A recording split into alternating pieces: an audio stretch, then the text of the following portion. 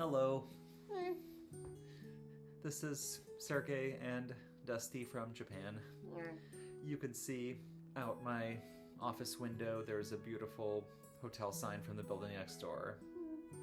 It's a bit of a, fixture in our lives now. This is also a fixture in my life. I like it a lot. So, last time you saw me, I was in Houston. And not that long after that, actually, Sergey joined me. We decided that the American health system was not really finding the issue that I was hoping it would. And so it would be better for us to go back to Tokyo together. So before I left, the doctor gave me a medication to try. It tends to be prescribed for anti-anxiety, but in very low doses, it's prescribed for we don't know what your gastric issue is. I took it for 4 weeks. I stress tested it, and my problem seems to have gone away. But we're also going to try, we decided we wanted to try something else before I go on a medication long term. And we are going to try the carnivore diet for a month and see if that fixes my gastric issue. So, we'll just kind of see how that goes. Bonus though, I figured out how to use the fish grill, as you can see by these lovely fish I have grilled.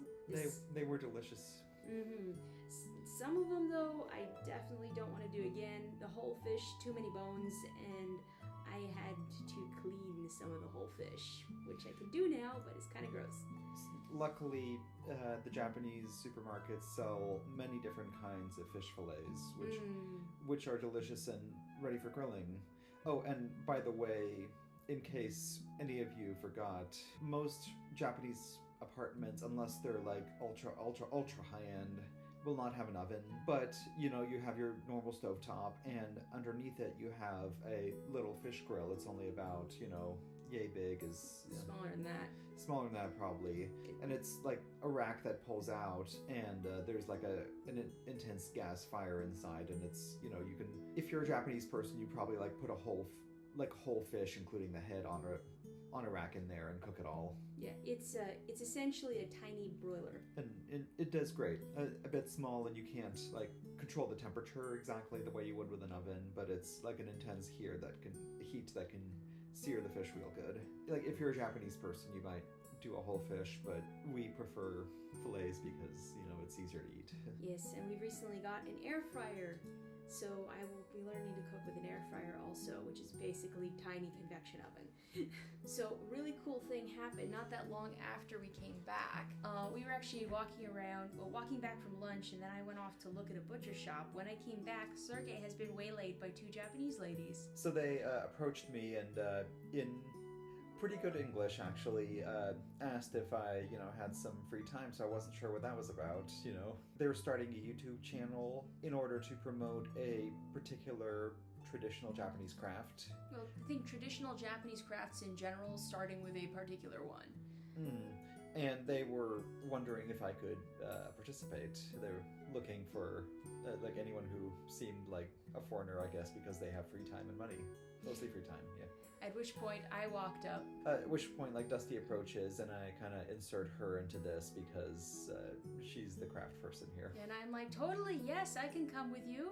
And they take me back, and I forget the name of it, but they teach me how to make this. It's a wooden shape with grooves in it, and you tuck glue into the grooves, and then you tuck the fabric of your choice, or 2 fabrics of your choice, into the glued grooves, and then you have a charm to hang off your backpack or put your keys on or whatever. Oh, and they like Japanese people, especially the ladies, love hanging cute things off their backpacks. It's one of the ways that they accessorize. I have now 4 hanging off my main backpack, but I have more zippers that don't have anything hanging off them, so I could add more in time.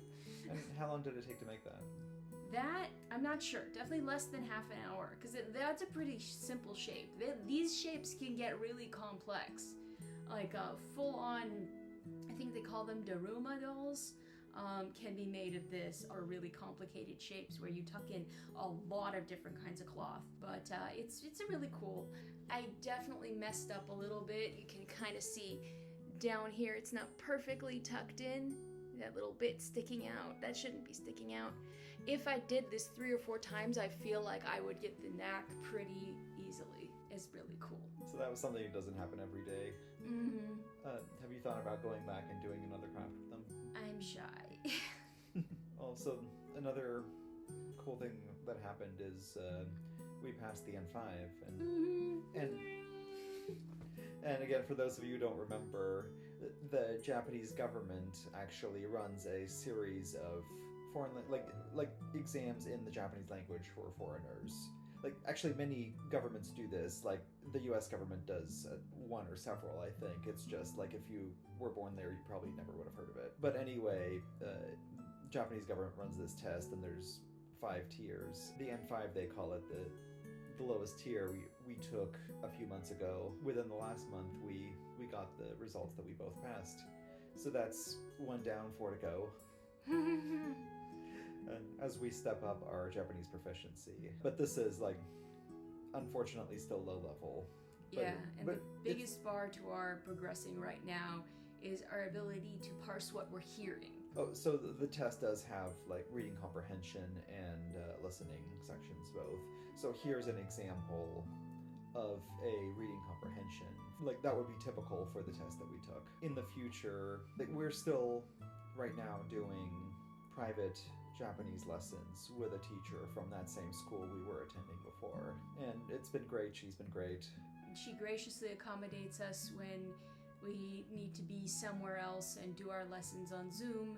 And, so we'll accommodate her if she needs, like, hey, I can't come this week, or hey, that day I need to be off. So it's good relationship back and forth.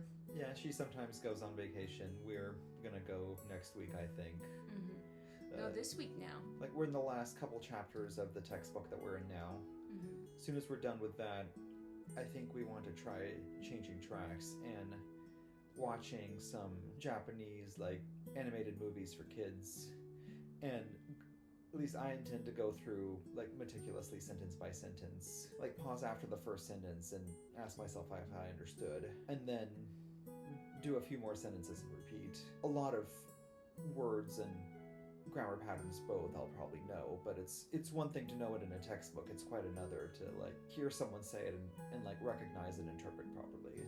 So hopefully I will improve at that. And by the time I'm done, I'll be able to watch, children's content without pausing to translate. That'd be something, and that kind of practice would also, I think, prepare me for the next tier exam a lot better than, more textbook study. We need more real life practice, and that's closer to it. And this is like a kind of real life practice that I think is going to be useful and simple enough to get. We've tried many times starting conversations with Japanese people, but the problem is, like, we still don't understand enough. And their English is usually better than our Japanese, at least in Tokyo. Well, that's the people that we join up with. Like, if we took a random person on the street, there's actually a decent chance they wouldn't know enough English to communicate with us. Yes, but then we need, like, somebody who both doesn't know enough English to communicate with us and wants to put in the effort to communicating, and that's right. That's a rare specimen indeed, unless you pay for it. And maybe we'll do that in the future, but this is something. But in the meantime, somewhere where we might find someone like that to talk to is we have found a new church, which seems like a good place.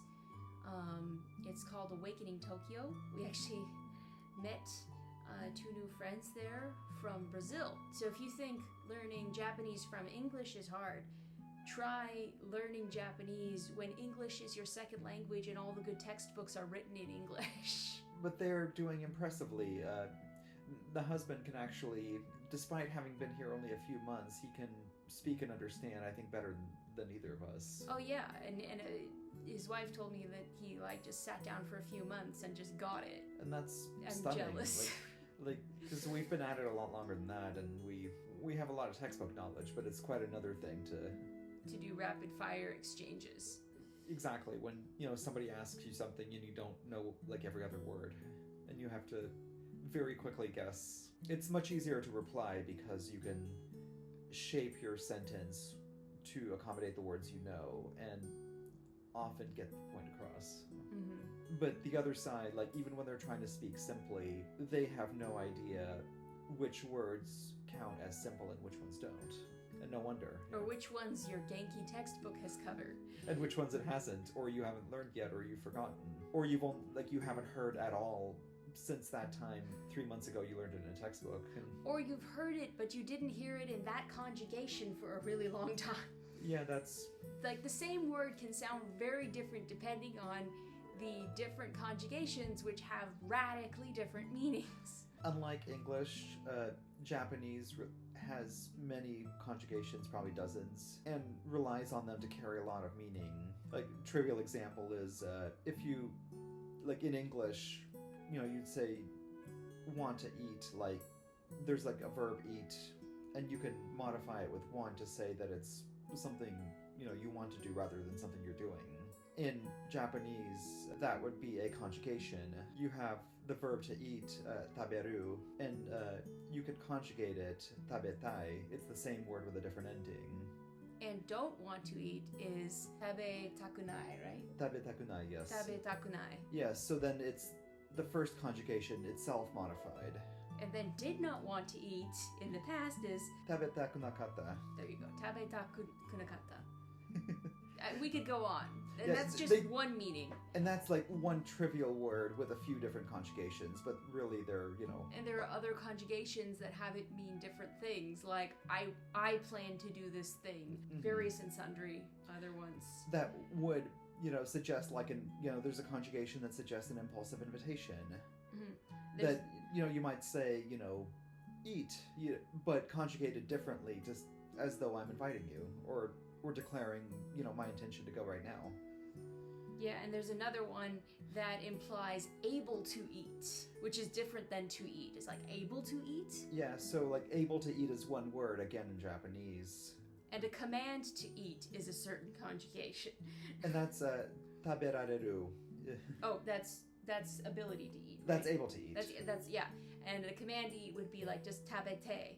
Or you'd add, please, tabete kudasai. Yeah, but tabete would mean like eat, like as though I'm telling you. It goes on. Yeah, there's many more. And each one has negative forms and past forms. Yeah, so you can say like, want to eat now, wanted to eat before, did not want to eat before. Don't eat. Don't eat, or I am unable to eat would be one word. Or yesterday I was unable to eat, but today I can, would be, each of those would be one word again. Well, that sentence is not one word. That sentence is not one word, but the was unable to eat is one word. Yes. Which you could contrast with, but today I can't eat, yeah. My sister once said that when she heard me describe this, she's like, English language is like a soup. Japanese language is like a bouillon cube. And you could chain them together, like, taberaretai, I want to be able to eat. Yes. That's two conjugations chained together onto, like, the same one verb. So it's... Oh, wait. Thank goodness. I'm so glad I was able to eat. We just learned this one. Okay, so we got our exams to check this, but... So, like, tabete yokata desu is thank goodness I was able to eat.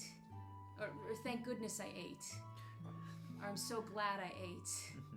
Yep. So anyway, like lots of examples of, conjugations modifying verbs.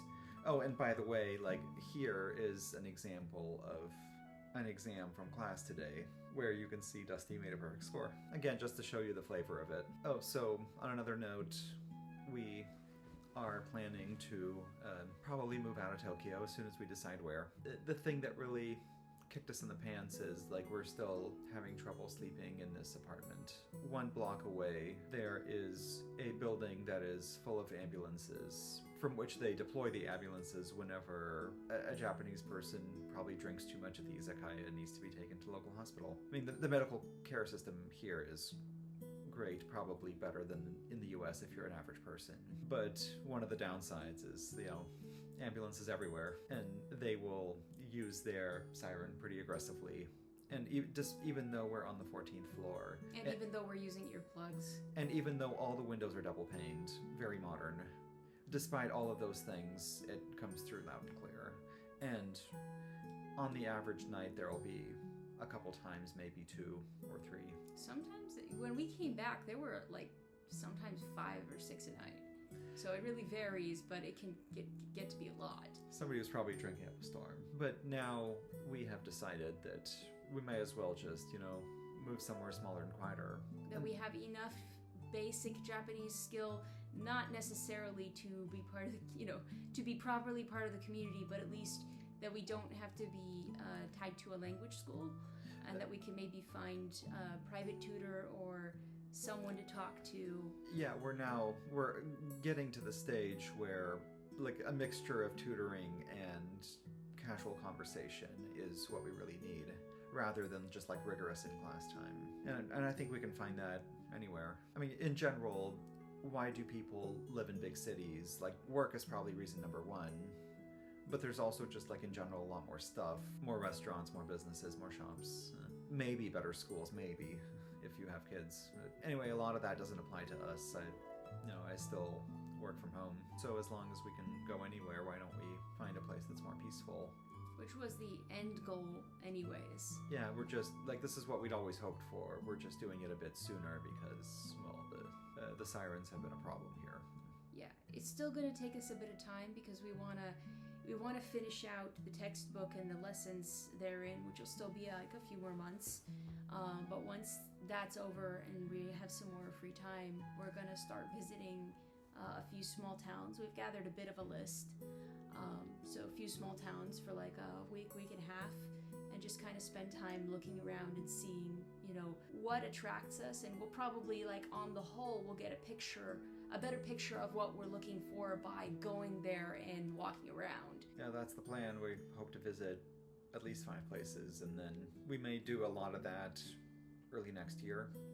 So you probably get more variety of, photos and videos from us around that time, because it's like part of the reason we slowed down is because there stopped being like new things to tell you for a while. And it's like, okay, we're about to enter, early next year, a season where there's going to be a bunch of new things. So maybe that'll kick it off again. Oh, and so there's one last thing. We got this flyer, and we're gonna put it big on the screen here. But this was fascinating. We got this in our apartment mailbox, and it was interesting enough to be worth sharing. You could kind of tell like what is spam and what is junk mail and what is probably an important announcement that you probably want to get translated and see like what's going on. So what we found is this flyer, and you can read along if you're fluent in Japanese, but what it says is a bike was left by the building and they don't know whose bike it is. Like our apartment building. Yes, a bike was left by the apartment building, and the apartment management picked it up and didn't know whose it was, so couldn't return it. So they put it in a particular place, and they sent out these beautiful written notices to every apartment in the building, hoping it's one of them, saying, please pick it up, and if you don't pick it up in a month, we may, junk it or something. A month? They gave them a whole month, and they sent flyers out to everybody, and there's a beautiful little map at the bottom with a red circle showing where they can find their bike. Yeah, so this is like a little map with a circle.